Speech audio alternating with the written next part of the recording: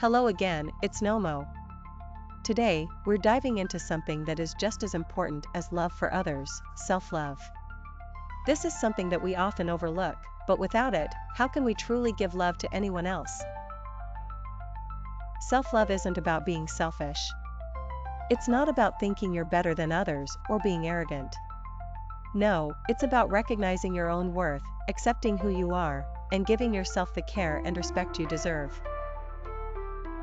Think of it like this: when you don't take care of yourself, when you don't give yourself the love and kindness you deserve, how can you expect anyone else to do so? Self-love is the foundation of everything: your relationships, your career, your happiness.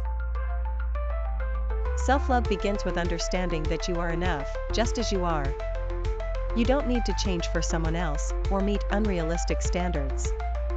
You are worthy simply because you exist, and you need to believe that. Many of us have been conditioned to put others first, to be there for everyone else, and to neglect our own needs. But in doing so, we lose sight of ourselves. Self-love is about learning to put yourself on the same level of importance as everyone else in your life. You can't pour from an empty cup. If you don't take time to care for yourself, mentally, physically, and emotionally, how can you possibly give to others without feeling depleted? Self-love is about setting boundaries, about knowing when to say no, and when to prioritize your own well-being. It's about knowing your limits and honoring them. Without boundaries, you allow others to overstep, and you end up exhausted and resentful. It's also about forgiving yourself. We're all human, we make mistakes, and we sometimes fall short of our own expectations. But self-love means not beating yourself up over it. It means accepting your imperfections, learning from them, and moving forward with compassion. You know, a big part of self-love is taking time for yourself. To connect with your own thoughts, your own heart, your own needs. It's about carving out moments where you can be still, listen to yourself, and just breathe. Self-love means celebrating yourself, even when the world around you isn't celebrating you.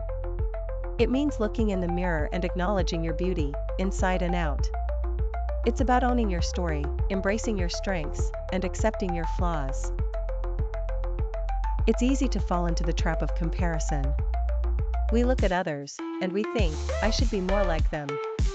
But remember, your journey is unique. Your path is yours alone. And that's something to be proud of. Self-love also involves being gentle with yourself. We often forget how to show ourselves kindness.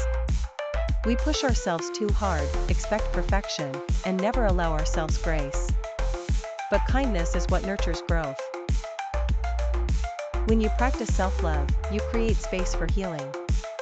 You allow yourself to grow, to be who you truly are, and to become more aligned with your true self.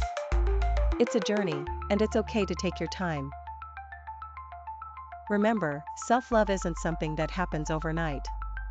It's a continuous practice, one that you nurture every day.